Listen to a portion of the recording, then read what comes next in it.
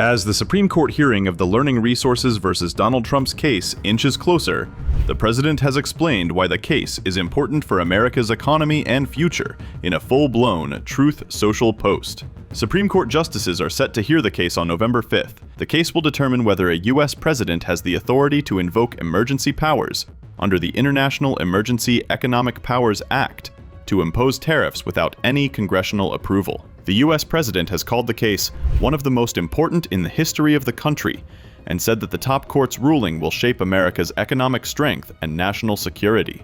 The president didn't stop there. He further said the verdict would be one of the most consequential decisions ever made by the top court. It will be, in my opinion, one of the most important and consequential decisions ever made by the United States Supreme Court, were Trump's exact words. In the same Truth Social post, Trump said that without presidential authority to impose tariffs, the U.S. would be at a major disadvantage against other nations, and argued that, in a true sense, the U.S. would be defenseless. The outcome could have a major impact on Trump's Liberation Day tariffs and the U.S.'s global trade policy. According to a note by the Global Trade Research Initiative, if the Supreme Court rules against Trump, it could force the administration to withdraw tariffs imposed under the IEEPA. Trump has already used those emergency powers to increase import tariffs up to 50% on major trade partners like India and Brazil, and as high as 145% on Chinese goods earlier this year. Our recent successful negotiation with China, and many others, put us in a strong position only because we had tariffs with which to negotiate fair and sustainable deals. Justifying the tariffs and their revenue, Trump argued that the U.S.'s successful negotiations with China and other countries were possible because of his tariff power. Not just the U.S., but the world is watching the case closely, including India, the EU, Japan, and the UK, as the decision will determine the final trade arrangements between the U.S. and these countries. 3 lower courts have previously ruled against the Trump administration, but as the Supreme Court is set to hear the arguments, all eyes will be on Trump. Today we're standing up for the American worker, and we are finally putting America first.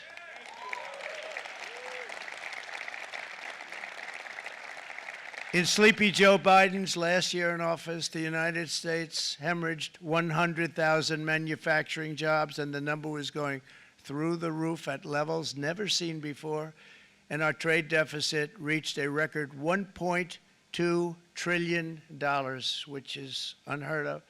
Since the beginning of NAFTA, the worst trade deal ever made, it was a horror show. I was able to terminate it. They all said you'd never be able to get it out. We had to get approval from Congress to get it terminated. We had to live with that deal. It was the worst trade deal ever made by far. But since the very beginning of NAFTA, our country lost 90,000 factories. Think of what that is, 90,000. Think about putting a map up and putting text on it. You wouldn't have enough room. 90,000. I said, is that possible? We had it checked 4 different times, and it was actually somewhat higher than that. And 5 million manufacturing jobs were lost while racking up trade deficits of $19 trillion. That was the worst trade deal ever made. As a result of these gigantic losses, foreign nations now own $26 trillion more of American assets than think of this, than the Americans own of their own foreign assets or other foreign assets. The United States can no longer produce enough antibiotics to treat our sick. We have a tremendous problem. We have to go to foreign countries to treat our sick. If anything ever happened from a war standpoint, we wouldn't be able to do it.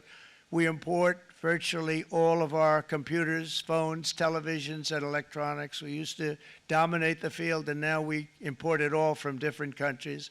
A single shipyard in China now produces more ships every year than all of the American shipyards combined. Think of that. And it was a business that we used to dominate. We used to dominate it totally. In short, chronic trade deficits are no longer merely an economic problem. They're a national emergency that threatens our security and our very way of life. It's a very great threat to our country. And for these reasons, starting tomorrow, the United States will implement reciprocal tariffs on other nations. It's been a long time since we even thought of that.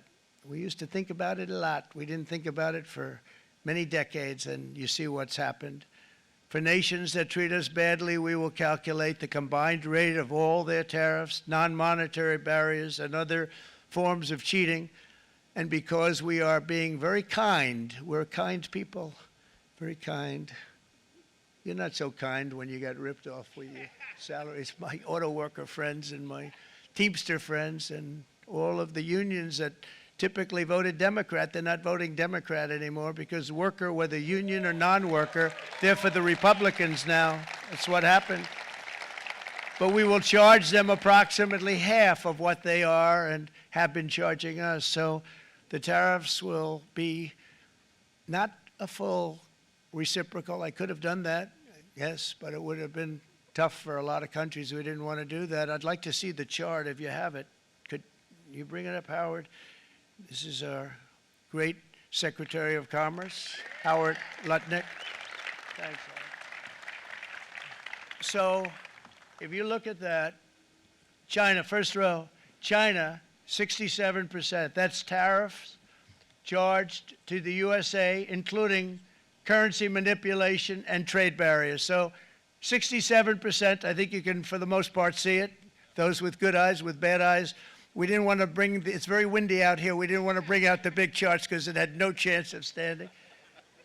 Fortunately, we came armed with a little smaller chart.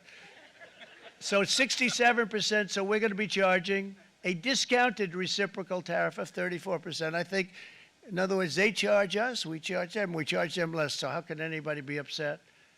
They will be because we never charge anybody anything, but now we're going to charge.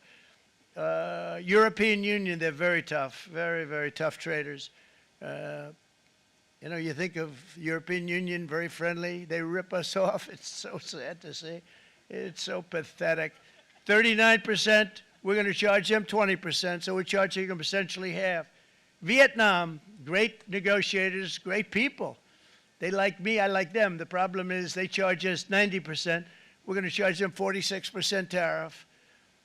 Taiwan, where they took all of our computer chips and semiconductors. We used to be the king, right? We were everything. We had all of it. Now we have almost none of it, except the biggest company is coming in. We're going to end up with almost 40%. Lee Zeldin's working to get their approvals. And it's an amazing company. Mr. Wei, of one of the great companies of the world, actually. They're coming in from Taiwan, and they're going to build one of the biggest plants in the world, maybe the biggest for that. But 64%, we're going to charge them 32%. Japan, very, very tough, great people. And again, I don't blame the people for doing it. I think they're very smart in doing it. I blame the people that sat right in that Oval Office, right over there, right behind the Resolute desk or whichever desk they chose. Japan, 46%. They would charge us 46%, and much higher for certain items like cars, you know, little items like cars. 46%, we're charging them 24%. India, very, very tough, very, very tough. The Prime Minister just left, and he's a great friend of mine, but I said, you're a friend of mine, but you're not treating us right. They charge us 52%. You have to understand, we charge them almost nothing for years and years and decades, and it was only 7 years ago when I came in, we started with China and charged them. We took in hundreds of billions of dollars from China in tariffs, and they understood, honestly. President Xi understood. He said, look, I understand, and the other countries, and they all understand. We're going to have to go through a little tough love, maybe, but they all understand. They're ripping us off, and they understood it. Prime Minister of Japan, Shinzo Abe. He was a fantastic man. He was unfortunately taken from us, assassination. But I went to him and I said, Shinzo, we have to do something. A trade is not fair. And he said, I know that, I know that. And he was a great gentleman. He was a fantastic man, but he understood immediately what I was talking about. I said, Shinzo, we have to do something. He said, I know that. And we worked out a deal, and it would have been a much better deal, but frankly, there were many years left on the deal that was made previous to my getting there, but it was something. If you look at Switzerland, 61% to 31%. Indonesia, Malaysia, Cambodia. Oh, look at Cambodia, 97%. We're going to bring it down to 49. They made a fortune with the United States of America. United Kingdom, 10%, and we'll go 10%. So we'll do the same thing. South Africa, 60%, 30%, and they've got some bad things going on in South Africa. You know, we're paying them billions of dollars, and we cut the funding because a lot of bad things are happening in South Africa. The fake news ought to be looking at it. They don't want to report it. Brazil, 10%, 10%. Bangladesh is 74%. So you see what's going on. Pakistan, 58%. Sri Lanka, 88%. So what we're doing is we're taking not the full, we could take the full 88%. Thanks a lot, Howard. He's doing a very good job. How's he doing, all right? I think you better take it with you. It's not going to last very long.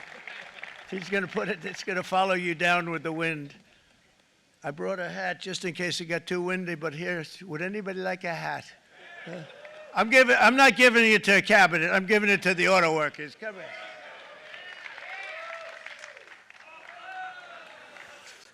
Thank you, fellas. Get it. That's it. That's it. They deserve it more than our cabinet. Our cabinet has plenty of hats.